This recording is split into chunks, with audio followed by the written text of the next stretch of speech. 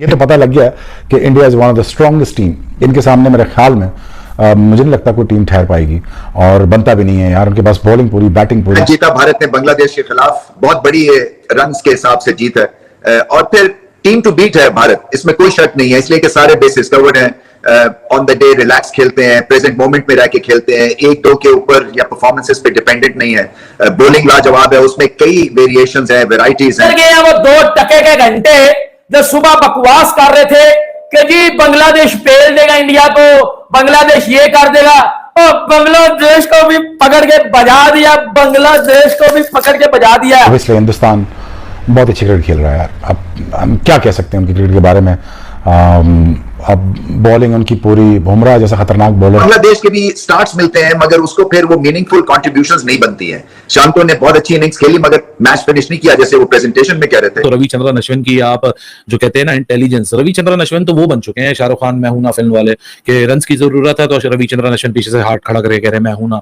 यहाँ कह रहे हैं विकेटों की जरूरत है तो पीछे से हाथ खड़ा करके कह रहे मैं हूं ना। ये वही बांग्लादेश टीम है जो पाकिस्तान में आके पाकिस्तान को व्हाइट वॉश करके गई थी, और इन्होंने इंडिया जाके तस्वीर किया था कि इंडिया को इंडिया के होम ग्राउंड पे जाके हरा के आएंगे, लेकिन आज इंडिया के सामने बांग्लादेश बेबस नजर आया। बांग्लादेश को भी उधर ही घुसाया जिधर आपको घुसाया था, बांग्लादेश को भी उधर ही घुसाया ना जिधर आपको घुसा दिया था। शाकिब अल हसन को एक पैगाम देना चाहूंगा, आप करो आके एग्रेशन विराट कोहली के सामने, अब आपके ऊपर 5 साल का बैन लगा देगी बीसीसीआई, अब उनके हाथ में आईसीसी है, अब इसको बोलो एग्रेशन करिए। यहाँ पर वहां पर तो मुंह पर बाले मारता था रिजवान के, अब आके एग्रेशन करिए, उसको बोलो आगे यार किंग टीम है इंडिया की, आगे विराट कोहली है, इसका मुंह तोड़ देगा। अगर मैं फॉर्मेशन देखूं तो इतनी कंप्लीट टीम है राइट नाउ जो उनके पास रिसोर्सेज हैं कि उनको आप किसी भी कंडीशन में डालें, चाहे वो ऑस्ट्रेलिया चले जाएं या चाहे आप इंग्लैंड चले जाएं, या आप बिल्कुल जैसे अभी ये कैरेबियन की पिचेज हैं या इंडिया में वो खेल रहे हैं, उनके पास रिसोर्सेज इतने तगड़े हैं कि वो हर कंडीशन में कॉप अप कर सकते हैं। और भारत की जो ऑलराउंड स्ट्रेंथ है बॉलिंग में, वो इसी से आप अंदाजा लगा लें कि अगर पहली इनिंग्स डोमिनेट की फास्ट बॉलर्स ने, क्योंकि अगेन स्विंग हो रहा था, सीम हो रहा था, तो दूसरी इनिंग्स में जब कंडीशंस माइल्ड हुई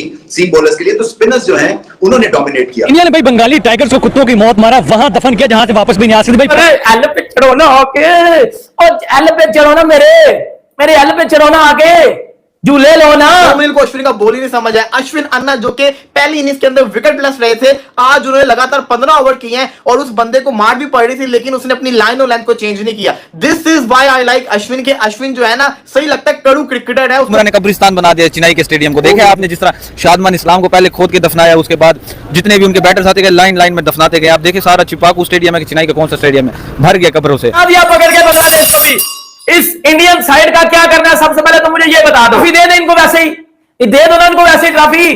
और कोई है जसप्रीत बुमराह को खेलने वाला बैट्समैन? अगर भारत को टीम इंडिया ने बांग्लादेश को पहले मैच में बुरी तरह से शिकस्त दे दी। जब मैच के चौथे दिन का आगाज़ हुआ तो बांग्लादेशी टीम ने नहायत मोहतात अंदाज के साथ इनिंग का आगाज़ किया, लेकिन जब भी रविचंद्रन अश्विन के हाथ में बॉल आई तो उन्होंने अपने कप्तान रोहित शर्मा को कभी मायूस ना किया, और रविचंद्रन अश्विन का जादू आज भी सर चढ़कर बोला, और उन्होंने 6 विकेटें हासिल की। जिस तरह से पहली इनिंग में रविचंद्रन अश्विन ने एक नहायत ही शानदार सेंचुरी जड़ी थी, इसी तरह उन्होंने 6 विकेटें भी हासिल की। इस तरह रविचंद्रन अश्विन की बैटिंग, बॉलिंग और जसप्रीत बुमराह की बॉलिंग और रोहित पंत और गिल की जिस तरह से परफॉर्मेंस थी, उनकी वजह से टीम इंडिया ने बासानी बांग्लादेश को शिकस्त दे दी।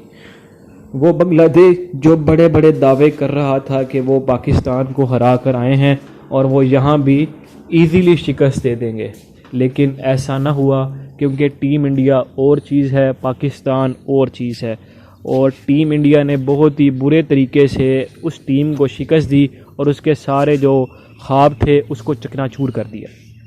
रोहित शर्मा का मैच के बाद जो प्रेस कॉन्फ्रेंस हुई उसमें रोहित शर्मा भी आए और रविचंद्रन अश्विन भी आए। रविचंद्रन अश्विन ने कहा कि ये सब उनकी मेहनत और जो उनकी मुसलसल वो क्रिकेट खेलते आए हुए हैं उसकी बदौलत हुआ। रोहित शर्मा से जब उनकी फॉर्म के मुतालिक पूछा गया तो उन्होंने कहा कि वो अब टच में आ चुके हैं और अगले मैच में वो मुकम्मल परफॉर्म करके दिखाएंगे और वो आपको उनकी बैटिंग भी देखने को मिलेगी। मज़ीद अब आप देखेंगे पाकिस्तानी मीडिया जो है जीत पर क्या कह रहा है, और मज़ीद इस तरह की वीडियोस देखने के लिए हमारे चैनल को लाइक करें, शेयर करें, सब्सक्राइब करें, ताकि आपको मज़ीद इस तरह की फ़नीज़ और रिएक्शन वीडियो आप तक पहुँच सकें। मज़ीद ऐसी वीडियो देखने के लिए आपका धन्यवाद। बकवास कर रहे थे कि जी बांग्लादेश पेल देगा इंडिया को, बांग्लादेश ये कर देगा, और बांग्लादेश को भी पकड़ के बजा दिया, बांग्लादेश को भी पकड़ के बजा दिया। बांग्लादेश को भी उधर ही घुसाया जिधर आपको घुसाया था, बांग्लादेश को भी उधर ही घुसाया ना जिधर आपको घुसा दिया था, बजा दिया पकड़ के। इंडिया देख लो, इंडिया की क्लास देखो। आप तो 2 टके गए हो, आप तो 2 टके गए हो, आपकी औकात 2 टके की है। इंडिया सुनते जाएगा मेरी बात को, या मैं सोनू पीली चप्पल मेरे घंटे के हल, इधर आना जरा मेरी बात सुन। तो रविचंद्रन अश्विन की आप जो कहते हैं ना इंटेलिजेंस, रविचंद्रन अश्विन तो वो बन चुके हैं शाहरुख खान मैं हूं ना फिल्म वाले, कि रन्स की जरूरत है तो रविचंद्रन अश्विन पीछे से हाथ खड़ा करके कह रहे हैं मैं हूं ना, यहाँ कह रहे हैं विकेटों की जरूरत है तो पीछे से हाथ खड़ा करके कह रहे हैं मैं हूं ना। मतलब एक चौथा डिपार्टमेंट आज की क्रिकेट के अंदर जिसकी ज्यादा बात नहीं की जाती, एक तो कहते हैं बैटिंग, फील्डिंग, बॉलिंग, 3 डिसिप्लिन, चौथा सबसे बड़ा डिसिप्लिन होता है fitness. 15 over on the trout has been delivered by Ravichandran Ashwin, और यहाँ he has been breathing on the neck of Bangladeshi batters. हालांकि बांग्लादेश को यहाँ क्रेडिट देना पड़ेगा जिस बेहतरीन पॉजिटिव इंटेंट के साथ ये जाकिर ने और अपना शादमान ने स्टार्ट किया और प्रशंतु ने आके बड़ी एक क्रैकिंग हाफ सेंचुरी मारी है। They actually try to be very positive here. Bangladesh को दाद देनी पड़ेगी क्योंकि बांग्लादेश काफी ज्यादा यहाँ रिसीविंग एंड पे रहा है टीम इंडिया की तरफ से। मतलब पहले दिन के बाद 144 for 6, उसके बाद जो फेटा लगा है बांग्लादेश की टीम को, और जिस तरीके से इंडिया ने 149 पे ऑल आउट कर दिया, 514 रन की लीड लगा के डिक्लेयर कर दिया। को अश्विन का बोल ही नहीं समझ आया। अश्विन अन्ना जो कि पहली इनिंग्स के अंदर विकेट लेस रहे थे, आज उन्होंने लगातार 15 ओवर किए हैं और उस बंदे को मार भी पड़ रही थी, लेकिन उसने अपनी लाइन और लेंथ को चेंज नहीं किया। This is why I like Ashwin के। अश्विन जो है ना, सही लगता है कड़ू क्रिकेटर है, उसको पता है कि मैंने क्या करना है। उसको शांतु छक्के मार रहा है, उसको चौके जा रहे हैं, लेकिन उसने अपनी लाइन और लेंथ नहीं चेंज की। वो विकेट पे बॉल करता रहा, उसको विकेट से मिली। 3 विकेट्स ले गया अश्विन, जो कि पिछली इनिंग्स के अंदर विकेट नहीं लेके जा रहा था। ये देखिए रोहित शर्मा की भी दाद देनी पड़ेगी। उसको पता था कि जब तक अश्विन लेफ्टी खड़े मैं अश्विन को बॉल करवाता रहूंगा, उसने करवाई रखी और अश्विन ने आउट भी किए। बुमराह ने तो आउट किया, लेकिन अश्विन ने जो इंपॉर्टेंट विकेट्स निकाली हैं, ये बहुत जिसको कहते हैं ना क्रूशियल, जिसको कहते हैं ना विकेट्स अश्विन ने निकाली। क्योंकि बांग्लादेश अगर आज 2 विकेट के साथ जाता तो बांग्लादेश वालों को शायद एक उम्मीद होती कि हम कुछ मेडिकल कर सकते हैं, लेकिन उनकी जो उम्मीद थी वो सारी की सारी दफन होकर रह गई। अब उनके पास कोई उम्मीद नहीं बची क्योंकि उनके 4 आउट हो चुके हैं। मुन्ना जी ने बताया है कि जनाब बॉलिंग फिर कैसे की जाती है, तो he is amazing cricketer with the bat. He was too good. Score जब चाहिए था टीम को तब 100 भी किया, और अभी जब जरूरत थी विकेटों की, जो कि मेरे ख्याल में जो फास्ट बॉलर्स हैं उन्होंने शुरू में जो नया गेंद था तो बहुत अच्छी लाइन और लेंथ मेंटेन नहीं की।